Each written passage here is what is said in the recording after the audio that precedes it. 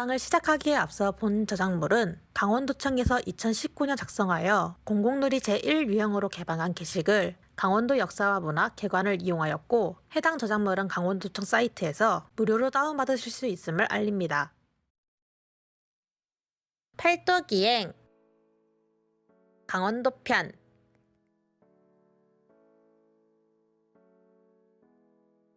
우리나라 중부지방에 위치한 강원도는 중서부의 서울특별시 및 경기도와 같이 한반도의 중앙에 자리 잡고 있습니다. 태백산맥을 중심으로 영동과 영서 두 지역으로 크게 구분되어 있습니다. 강원도의 동서폭은 약 150km이며 남북의 직선거리는 약 243km에 이르고 동쪽은 212km에 걸쳐 동해에 면하고 있습니다. 강원도의 총 면적은 2569제곱km로 전국토의 약 12%에 해당하는데요. 우리의 행정력이 미치는 지역은 16,873제곱km로 우리나라로만 따지자면 약 17%를 차지해 경상북도에 이어 두 번째로 큰 도라고 할 수 있겠습니다. 강원도는 대부분이 산지로 이루어진 산악도입니다. 강원도는 왜 산악도라고 불릴까요? 500m에서 1000m까지의 중산야지대가 43.6%로 전국에서 가장 그 비율이 높은 도는 강원도이기 때문입니다.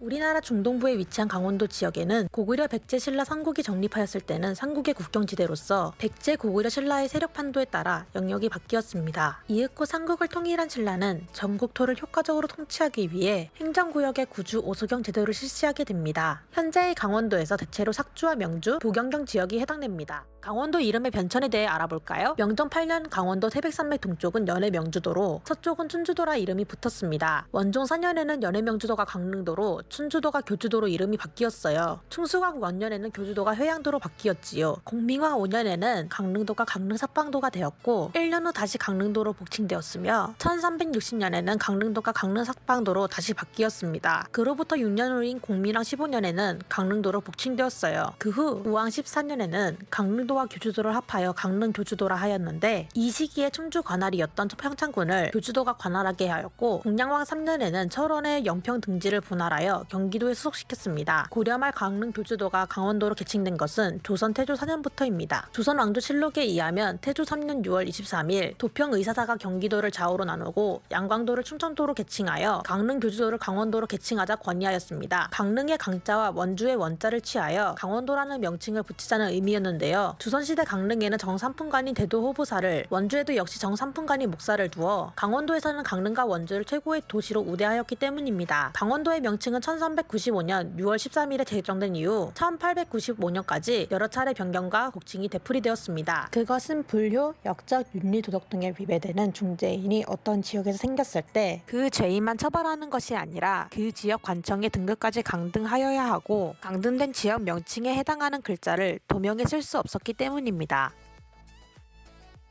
인성의 형성과 자연환경은 상당한 관련이 있습니다. 그것은 한 국가 전체에서는 물론이고 한 나라 안에서도 지역의 자연환경적 차이에 따라 각기 지역의 인성이 다르게 나타나는 것입니다. 강원도는 산과 바다를 아울러 가지고 있지만 역시 한 가지만을 지적하라고 한다면 강원도 자연환경에서 가장 큰 특성은 결국 바다보다는 산이라는 것입니다. 많은 산으로 인해 농경지가 적어 인구가 희소할 수밖에 없고, 그 때문에 대규모의 도시가 자리를 잡지 못하는 강원도는 현대적인 시각으로 본다면 발전과는 거리가 먼 지역이 됩니다. 강원도는 흔히 예맥의 땅이라고 전해져 옵니다. 이에 대한 최고의 역사 기록은 중국의 한서 동의전입니다. 이 기록에서는 예맥인들의 풍속을 다음과 같이 이야기하고 있습니다. 예맥 사람들은 성품이 순진하고 착하며 욕심이 적어 요구함이었고, 풍속은 남녀가 다 곡선으로 된 옷깃의 옷을 입었다. 산천을 소중히 여기며 산천마다 경계를 짓고 이웃 미겔이 서로 간섭하지 않았다. 일가끼리 혼인하지 않고 모든 일에 꺼리는 것이 많았다. 별자리로 풍년을 점쳤다. 늘상 10월에 하늘의 제사를 지내고 주야로 음주와 가물을 즐겼다. 이를 부천이라 한다. 범을 제사 지내고 신으로 삼았다. 물론 이 기록의 내용이 현재의 강원도에 한정된 것은 아닙니다. 하지만 우리 선조들이 가졌던 순박한 생활의 분위기를 엿볼 수 있습니다. 근래에까지도 강원도 전 지역에 전승되어 온 민족의 현상들, 곧 아마노블로 일컫는 삼각의 순박한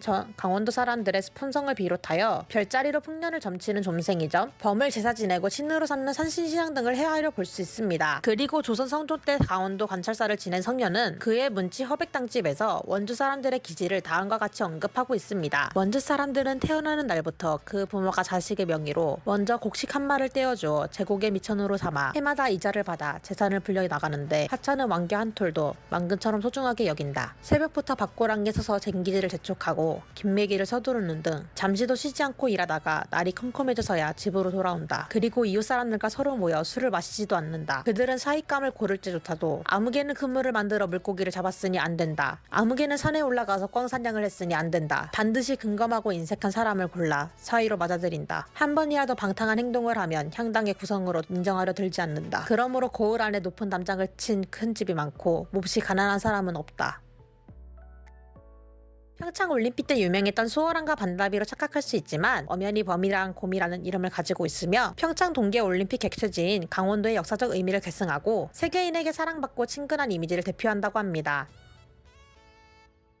강원도는 메밀, 황태, 감자, 오징어 등 수많은 특산물들이 있지만 저는 그 중에서도 메밀에 주목하고 싶습니다. 메밀은 강원도 봉평을 배경으로 하는 메밀꽃 필 무렵이란 소설에 나올 정도로 유명한 특산물입니다. 달은 지금 긴 사너리에 걸려있다. 밤중을 지난 무렵인지 죽은 듯이 고요한 속에서 짐승 같은 달의 숨소리가 손에 잡힐 듯이 들리며 콩포기와 옥수수 잎새가 한층 달에 푸르게 젖었다. 사너리는 온통 메밀밭이어서 피기 시작한 꽃이 소금을 뿌린 듯이 흐뭇한 달빛에 숨이 막힐 지경이다. 메밀꽃 필 무렵은 이효석의 단편소설로 1936년 10월 잡지 조강에 모밀꽃 필 무렵이라는 이름으로 수록되었습니다. 한국 문학사에 대단히 큰 한획을 그은 작품으로 아름답고 공감각적인 문체가 일품인 작품입니다. 이렇듯 강원도 특산물인 메밀로 만든 요리는 메밀막국수, 메밀전병, 메밀만두 등이 있습니다. 이하 소개할 것은 음식 디미방에 기록된 메밀만두를 만드는 법입니다. 메밀가루 장만하기를 마치 좋은 명가루와 같이 가는 못이나 깁에 맞아 그 가루를 덜어 웨이죽같이 풀을 쓴다. 그 풀을 누게 반죽하여 개한만큼씩 떼어 빚는다. 만두소 장만은 무를 아주 무르게 삶아 멍울이 없이 다지고 삶을 때는 새용이나 착착 넣어 한 사람이 먹을 만큼 삶아 소강장에 생강즙을 타 자숫도록 한다. 생치가 없을 때는 황육에 심줄 없는 삶을 간장기름에 익혀 다져 넣어도 좋다. 쇠고기를 안 익혀서 다지면 한데 엉기어버린다. 만두에 녹두가루를 넣으면 좋지 않다. 소 만두는 무를 삶고 표고, 송이, 표기버섯을 잘게 다져서 기름을 두른 냄비에 백자를 다져넣고 간장에 볶아도 좋다. 밀로 깨끗이 상화가루를 만들고 메밀만두와 함께 담만하여 초간장 생간즙을 사도 좋다. 생강이 없으면 마늘을 넣지만 마늘은 냄새가 나므로 생강보다 못하다.